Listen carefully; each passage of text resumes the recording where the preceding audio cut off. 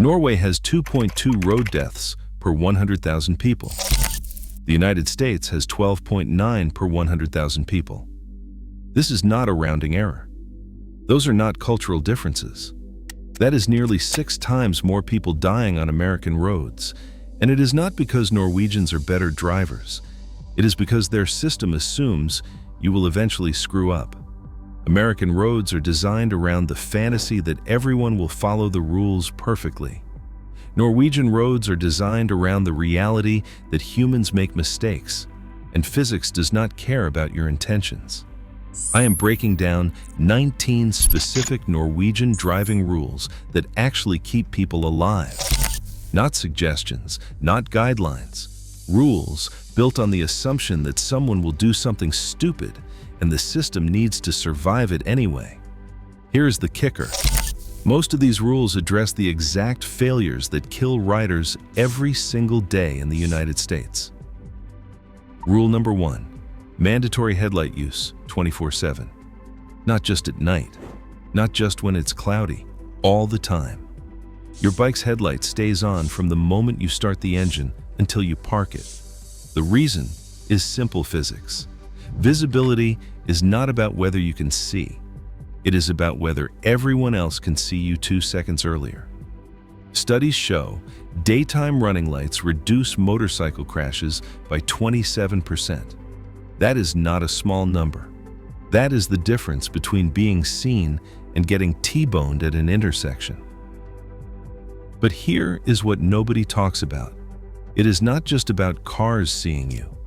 It is about creating a visual pattern that your brain processes faster. When every vehicle on the road has lights on, you are not scanning for dark objects against varied backgrounds. You are tracking light sources.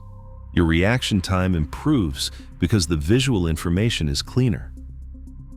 Norwegian training teaches eye discipline from day one. You are not just looking at the road. You are reading light patterns, tracking movement, identifying threats before they develop. In the US, we treat headlights like an option. In Norway, it is the foundation of predictive driving. Rule number 2. Zero tolerance blood alcohol limit. The legal limit is 0.02%. That is basically 1 beer for a large person, and even then you are pushing it.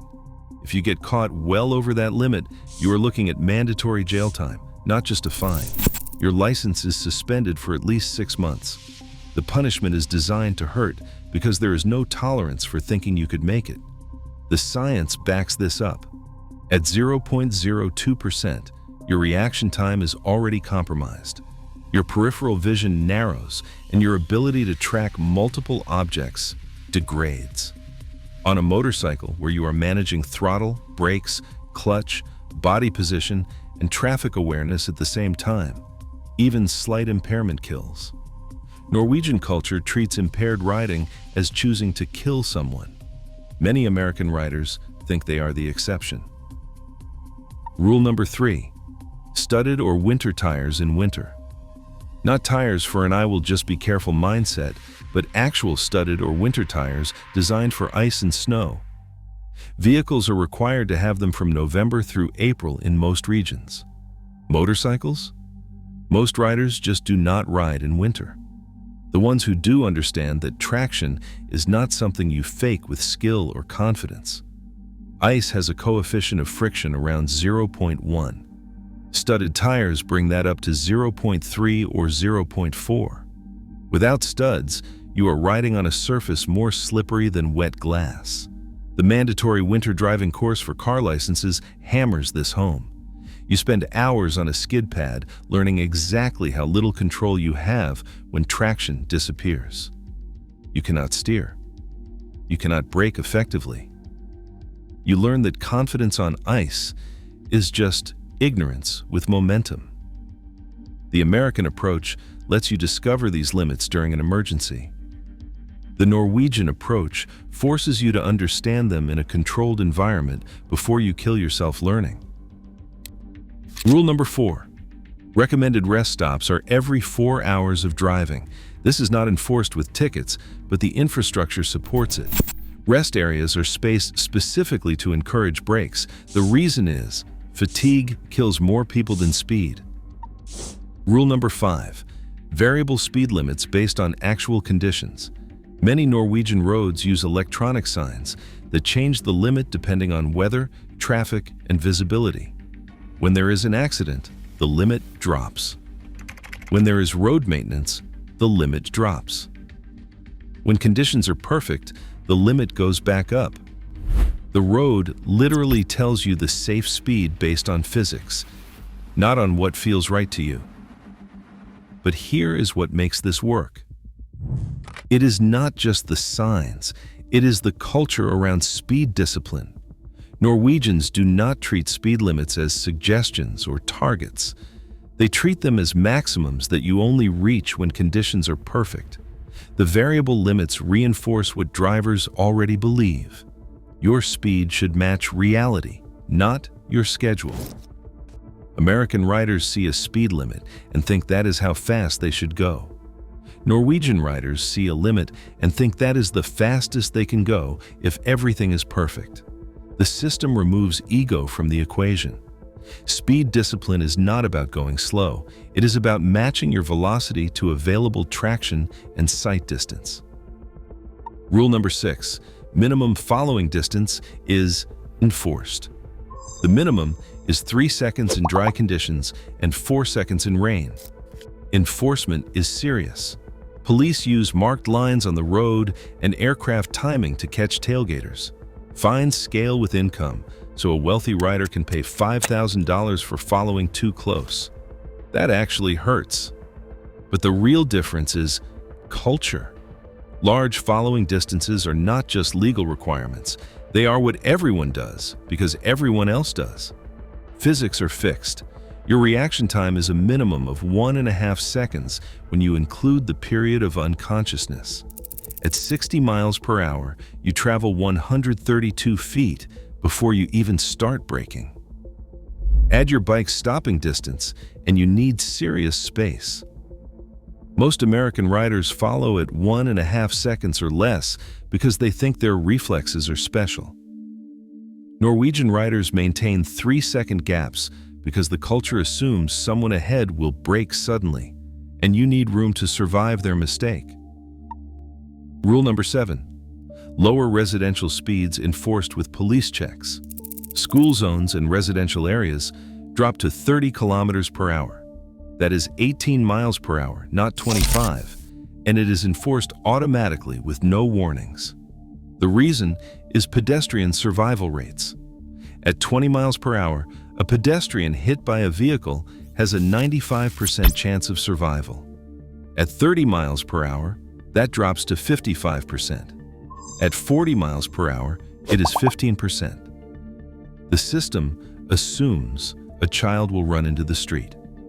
The speed limit is set so that when it happens, they survive. American riders complain about speed limits in neighborhoods. Norwegian law designs around the certainty that someone will make a mistake. Rule number 8. Predictive driving taught from licensing day 1. Before you touch a motorcycle, you learn to read traffic patterns. You are trained to identify developing hazards 3 to 5 seconds ahead, not to react to emergencies, but to prevent them by reading what is about to happen. You learn where to look in intersections, how to track multiple vehicles simultaneously, and how to identify drivers who are about to do something stupid. The training creates a mindset where you assume every car will turn left without signaling, every pedestrian will step off the curb, and every driver is distracted. You position yourself and manage your speed so that when they do, you have options. American training teaches you to react. Norwegian training teaches you to never need to. Rule number 9. Mandatory vehicle inspection for cars every 2 years. Thinking it feels fine does not count. Motorcycles get a pass. All cars in Norway undergo a comprehensive safety inspection every 2 years. Brakes, lights, tires, suspension, emissions, everything gets checked by a certified inspector. Fail the inspection and your registration gets suspended until you fix it. No exceptions. The inspection catches maintenance items people ignore, worn brake pads, suspension bushings that are shot, and tires that are technically legal but actually dangerous. These are the things that do not fail catastrophically until they do. Motorcycles are exempt, which seems insane because brake failure on a bike can mean instant death, while a car might only pull to one side. But here is the thing. Norwegian riders still maintain their bikes because the culture around vehicle safety is universal. When everyone around you treats maintenance as non-negotiable, you stop treating it as optional. The system assumes someone will skip an oil change or ignore a weird noise. Mandatory inspection for cars creates a maintenance culture that extends to motorcycles even without legal requirements. American riders skip maintenance until something breaks. Norwegian riders prevent things from breaking because that is what everyone does. Rule number 10. Tire tread depth minimum enforced. The minimum is 3 millimeters for cars and motorcycles in winter and 1.6 millimeters in the summer.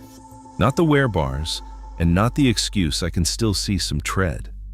Measurements are taken in the main grooves and checks happen during traffic stops. Drop below the limit and you will receive a fine and a roadside inspection notice. The physics are simple. Tire grooves channel water away from the contact patch. When those grooves get shallow, water stays under the tire. Hydroplaning happens at lower speeds and your stopping distance increases by 50% or more. The rule assumes roads will be wet and you will need to brake hard. Bald tires in rain are not a handling challenge. They are a physics experiment with your life as the data point. Most American riders run tires until the cords show because they say the tires still grip in the dry. Norwegian law is designed around the certainty that you will eventually ride in rain. Rule number 11. Mandatory emergency equipment. First aid kit, warning triangle, and a reflective vest are required. You must carry all three, except the warning triangle for motorcycles. If you are stopped without them, you will pay a fine. The logic assumes something will go wrong. When it does, you need to be visible, and you need to handle immediate medical issues. A warning triangle placed 50 to 150 meters back gives approaching traffic time to slow down. A reflective vest makes you visible in low light. A first aid kit stops bleeding before it becomes fatal. American riders often carry nothing and hope for the best. Norwegian law prepares you for the inevitable. Rule number 12. Helmet standards strictly enforced. EC. E 22.05 or newer is the European standard that tests impact absorption, penetration resistance, and retention system strength. Norwegian police check helmet certification during stops. Wearing a non-certified helmet gets you a fine and a mandatory replacement. The difference matters. DOT allows manufacturers to self-certify, while ECE requires third-party testing. Studies show ECE helmets perform better in real crashes because the testing standards are harder to fake. The system assumes your helmet will eventually need to protect your skull, so it better actually work. Rule number 13. Banned modifications that affect safety systems. You cannot disable the anti-lock braking system, and you cannot remove emissions equipment that affects engine performance. A performance upgrade that removes the catalytic converter also leans out the fuel mixture, creating hot spots that can cause engine failure. Norwegian law treats safety systems as non-negotiable because people kept dying when those systems were disabled. Rule number 14. The multi-stage licensing system takes years to complete. You do not get a superbike license in a weekend. Norway uses a progressive system designed around the reality that riding skill develops slowly. You start with a moped license for 50 cubic centimeters at 16, or you can get an A1 license for bikes up to 125 cubic centimeters and 11 kilowatts at 16. At 18, you move to A2 for bikes up to 35 kilowatts, roughly 150 to 750 cubic centimeters. At 24, or after 2 years on A2, you can finally get an unrestricted A license. The difficulty is the point. Getting through each stage requires passing comprehensive tests that some people fail multiple times. The written exam covers physics, road law, and emergency procedures. The practical test puts you in real traffic situations where instructors watch how you read developing hazards. You are not just tested on whether you can ride. You are also tested on whether you can predict and prevent crashes. The failure rate for first attempts runs around 25%. That is not broken testing. That is an accurate assessment of who is actually ready. The system forces you to build judgment on machines that will not kill you instantly when you make a mistake. A 125 cubic centimeter bike tops out around 60 miles per hour and weighs 300 pounds. You learn throttle control, braking, and body position without dealing with 180 horsepower and 400 pounds of superbike. By the time you are legal for a leader bike, you have spent years understanding how motorcycles actually behave and how traffic actually flows. Compare that to the US system. You take a weekend MSF course on a 250 cubic centimeter bike in a parking lot. You pass a simple test that most people complete on their first try. Then you can walk into a dealership and finance a Hayabusa. The law treats a Grom and a ZX-10R as the same category. The result is new riders on machines that accelerate faster than their brain can process. Rule number 15. Mandatory professional instruction with zero shortcuts. YouTube does not count as training. Every license level requires formal classroom time and supervised riding hours. The A1 license requires a minimum of 14 hours of instruction. A2 requires additional training focused on higher speeds and more complex traffic. The unrestricted A license includes emergency braking, swerving, and handling loss of traction scenarios. The instruction is not optional, and you cannot test out. The system assumes everyone needs professional training because overconfident riders kill themselves thinking they have already figured it out. Rule number 16. Heavy punishment for risky behavior during training. Get caught speeding during your probationary period, which lasts 2 years, and your license can be suspended. Your probationary period resets. You start over from the beginning, and you pay for everything again. Show poor judgment during supervised rides, and your instructor can fail you immediately. The system has no tolerance for the thought I could make it, because that thought process kills people. Rule number 17. Road design that forgives errors. Norwegian infrastructure assumes you will eventually cross the center line or run wide in a corner. Many roads have wider shoulders. Barriers are positioned to redirect vehicles instead of stopping them dead. Curves are engineered with runoff areas. Guardrails are designed to absorb impact and keep you upright instead of catching your bike and throwing you over. The design philosophy is simple. When someone makes a mistake, the road should help them survive it. American roads are built to minimum standards with narrow shoulders and unforgiving barriers. Norwegian roads are built around the certainty that humans are imperfect and asphalt should compensate. The difference shows up in single-vehicle crash survival rates. In Norway, running off the road often means a scary moment and some damage. In the US, it often means death. Rule number 18 is eye discipline training for low visibility conditions. Norwegian licensing requires specific instruction on where to look in fog, rain, and darkness. You are taught to use your peripheral vision to track the road edges. You learn to focus on the vanishing point instead of the pavement directly ahead. You practice identifying vehicles by their light patterns before you can see the actual vehicle.